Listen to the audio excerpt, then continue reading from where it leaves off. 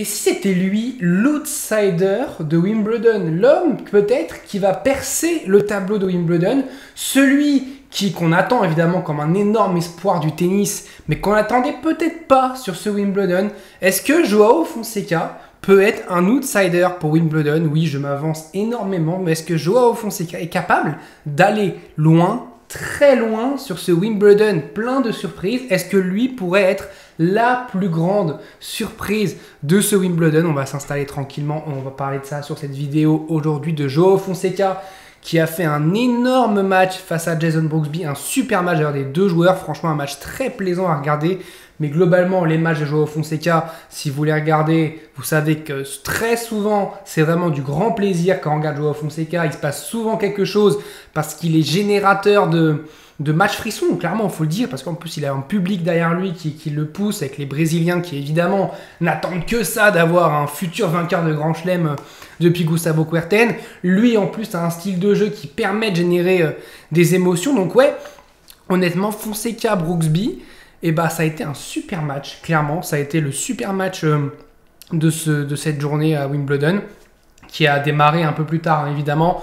Il y a eu la pluie, ça y est, voilà, on est en canicule en France.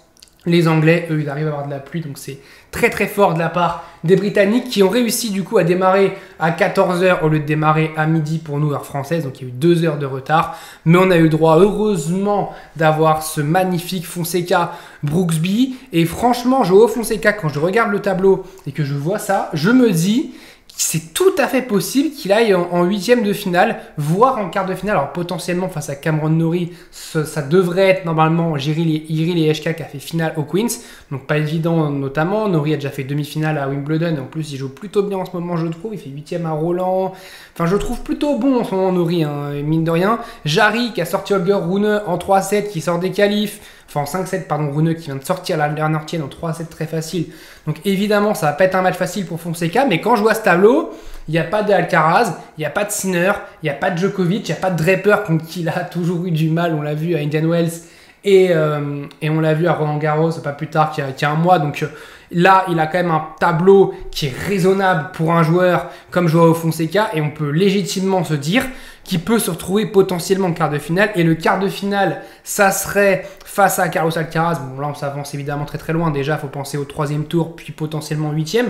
Mais ce match-là, face à Jarry, vraiment, je l'attends parce que Jarry joue vraiment bien sur ce début de Wimbledon. Franchement, je trouve il a mis du temps à décompresser de ce qui s'est passé de sa finale à Rome de l'an dernier. On l'a vu, il a quitté le top 100. D'ailleurs, c'est pour ça qu'il passe par les qualifs, hein, mais c'est un joueur qui a eu une saison 2024 et début 2025 à partir de sa finale à Rome qui a été cataclysmique.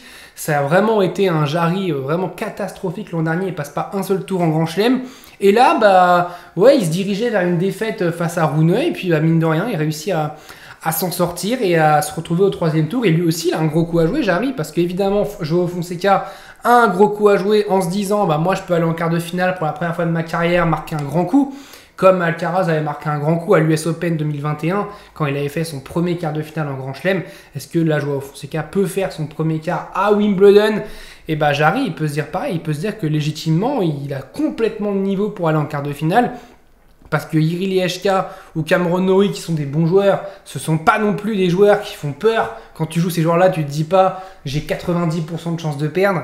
Tu vois, tu rentres sur le terrain et tu es sûr de tes forces et tu sais que tu peux aller les chercher. Si ça avait été un Sinner, un Alcaraz, un Djokovic, là j'aurais un peu plus de doutes. Et ouais, là franchement c'est une partie de tableau qui est intéressante parce qu'on va avoir des matchs je pense très homogènes. Si on a Lehečka Norrie, c'est un match qui peut être assez serré. En plus Norrie qui est chez lui, il est capable de sortir des matchs de dingue. Jarry Fonseca, ça va être un match où évidemment, parce qu'il pue l'Amérique du Sud, évidemment, parce que ce sont deux Sud-Américains, ça c'est sûr. Mais voilà, c'est un match qui pue l'Amérique du Sud, ces ambiances complètement dingues qu'on a en Amérique du Sud. Et franchement, c'est bien d'avoir des joueurs aussi qui représentent plusieurs continents et d'avoir des joueurs sud-américains. Ça fait plaisir à voir et franchement, c'est bien qu'on ait au moins un de ces joueurs-là en huitième de finale. J'espère que ce sera Fonseca parce que franchement, c'est l'avenir du tennis, très clairement. C'est un joueur qui est capable de tellement de choses. Il avait tendance en début de saison, je trouve, à taper fort. Alors quand ça rentrait, c'était étincelant. Et puis quand ça rentrait pas, souvent il perdait. Et là, je trouve qu'il a réussi un petit peu il commence à être polyvalent, à apprendre. Il apprend très très vite et je trouve qu'il va au filet. Il est plus patient. Il est très clutch aussi sur les points importants. Il va les chercher. Je crois que Brooksby, il a 3 sur 13 sur les balles de break, ce qui est un ratio très faible, hein, évidemment. Donc Fonseca qui est déjà très fort sur ses balles de break sauvées. À un moment, ils ont montré une stat pendant le match et sur les points à 30A et à 40A sur son service. À un moment, il était à 13 sur 14 points remportés. C'est complètement fou qu'à partir de ce moment-là, il sort toujours un gros point pour se retrouver à 40-30 ou à avantage pour lui. C'est dingue que Fonseca soit capable de faire ça à cet âge-là. Et puis même aussi pour montrer le cran qu'il a eu sur le dernier jeu du match, il est mené 0-40 sur son service. Il revient et il gagne le match. Franchement, il a du cran ce gamin et franchement, il mérite clairement parce que, ouais, franchement, il est énorme. Deuxième tour à l'Open d'Australie, justement, après avoir battu Andrei Rublev. Rappelez-vous, c'était sa première énorme sensation en Grand Chelem. D'ailleurs, c'était son premier match en Grand Chelem. Première sensation où il matraque Rublev en 3-7. Rublev, il n'avait pas compris ce qui se passait. Premier top 10 battu, voilà, et en Grand Chelem en plus, s'il vous plaît. Derrière, il enchaîne avec le tournoi, son premier tournoi en carrière à Buenos Aires, avec des scénarios de dingue. Il sauve balle de match contre Djere ou contre Navone. Non, contre Navone, contre Djere. C'est justement Djere qui a des balles de match. Enfin, c'est justement lui qui a des balles de match contre Djere dans le deuxième set. Il perd le deuxième, il arrive à se remobiliser mentalement pour prendre le troisième set. Voilà, il gagne face à Cerundolo en finale. Voilà, Cerundolo à ce moment-là était complètement on fire. C'est pas le Cerundolo dans ce moment. Derrière, il enchaîne avec un troisième tour à Roland Garros en ayant battu Hubert Hurkacz qui sortait d'une finale à Genève face à Novak Djokovic et en sortant un très bon Pierre-Hugues Herbert et en perdant face à Jack Draper au troisième tour. Un Draper qu'il a du mal à jouer, hein, pour le moment, ça c'est clair. Et maintenant, Fonseca est au troisième tour au minimum de Wimbledon. Et comme je l'ai dit, vu son tableau, franchement, il a tout à fait la place d'aller en deuxième semaine. Et je pense qu'il ira en deuxième semaine. Dites-moi, vous, jusqu'où il peut aller. Est-ce qu'il va perdre au prochain tour? Est-ce qu'il va aller en huitième? Ou est-ce qu'il va aller en quart face à Carlos Alcaraz? Si Alcaraz arrive à aller en quart, parce que c'est tellement tournoi de dinguerie qu'il peut y avoir des dingueries, mais est-ce que Fonseca est capable d'aller faire son premier match en carrière face à Alcaraz en quart de finale de Wimbledon? Est-ce que c'est possible? Franchement, ce serait complètement fou et ça ferait un bien fou, je pense, au tournoi. Ça ferait une pub de dingue pour le tournoi d'avoir un Fonseca Alcaraz, d'avoir Alcaraz qui est un peu le vieux du match, clairement, sur ce match-là. Alcaraz qui va être le patron, en tout cas le doyen de ce match face à Joao Fonseca, qui est clairement voilà, l'avenir du tennis et qui a voilà, on a de beaux jours de tennis devant nous. Et franchement, qu'est-ce qu'il joue bien quand il joue comme ça, quand il met dedans et que voilà, il rentre qu'il va vers l'avant, qu'il sert bien, que dans les points importants, il est très solide, il va chercher les points, il n'est pas passif à attendre que Brooksby fasse la faute, non, il y va, il n'a pas peur d'y aller et ça c'est une qualité qu'on peut voilà, lui louer et franchement énorme qualité de match de Fonseca et Brooksby aussi, franchement il sort d'une finale à Iceburn, il nous fait aussi un super...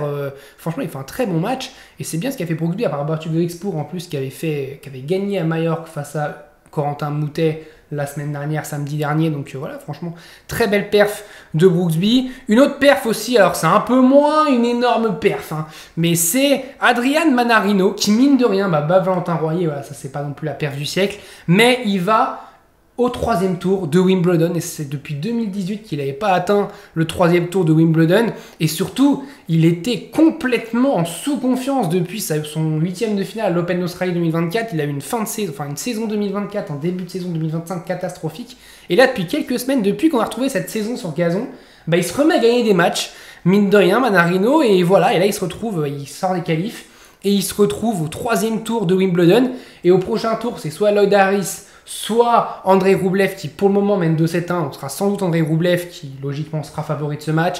Je trouve que voilà, Manarino qui gagne, mais ça a été compliqué quand même, il gagne en 4-7 et on a senti quand même que voilà, c'est un peu compliqué physiquement, il a un peu tiré la langue sur la fin et en plus c'est un match qu'il, je pense, doit gagner en 3-7 parce qu'il a 4 partout dans le troisième, 15-40 sur le service de Valentin Royer, il a complètement la possibilité en plus il y a retour deuxième balle à 15-40 où il va rater le retour. Il a pour moi la possibilité de vraiment prendre le jeu et derrière prendre le match, donc il s'était pas fait breaker du match à ce moment-là. Il n'arrive pas à le faire et derrière il se refait breaker à 5 partout, et ça, enfin à 6-5 et ça fait mal. Et je me suis dit, attention, est-ce que Manarino, il va pas lâcher le match en menant 7-0? Et non, parce que Manarino, très solide, son slice côté, enfin service externe, son service de gaucher a complètement gêné Royer, qui a jamais su le retourner de tout le match. Et puis le tie-break, bah, c'est une maîtrise tactique de Manarino, clairement. Il a montré que c'est lui qui avait le plus d'expérience. Voilà, il a commencé un petit peu à ravancer parce qu'il se mettait un peu à reculer. Valentin Royer commençait à prendre le contrôle du match. Et voilà, le tie-break s'est dit, allez, c'est mon moment, c'est là où je vais vraiment appuyer sur Royer. Il a appuyé dessus, il mène 5-1 tout de suite, 4-0, 5-1 en début de tie-break. Il ne nous fait pas une Mpetshi Péricard et lui, il va chercher le match. Et donc, ouais, franchement, s'il joue Roublev, alors je pense qu'il va commencer un peu à être fatigué, à tirer la langue, mais franchement, c'est magnifique que Manarino soit au 3e tour de Wimbledon parce qu'il était clairement en galère. On se disait, est-ce qu'il va pas arrêter sa carrière parce que ça commence à vraiment devenir catastrophique et il n'y a pas un match. Mais quand je dis pas un match, c'est vraiment pas un match, hein. Il faisait que perdre Manarino.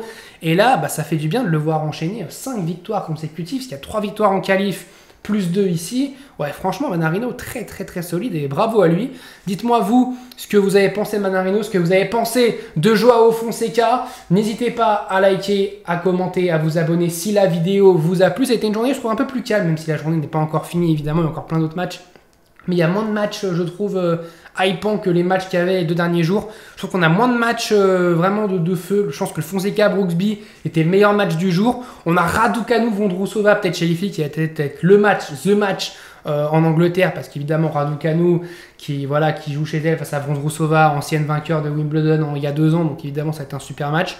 Mais sinon, ouais, il n'y a pas eu de match complètement dingue. Dites-moi ce que vous en pensez. On se retrouve très vite. Je vous dis salut à tous. Portez-vous bien.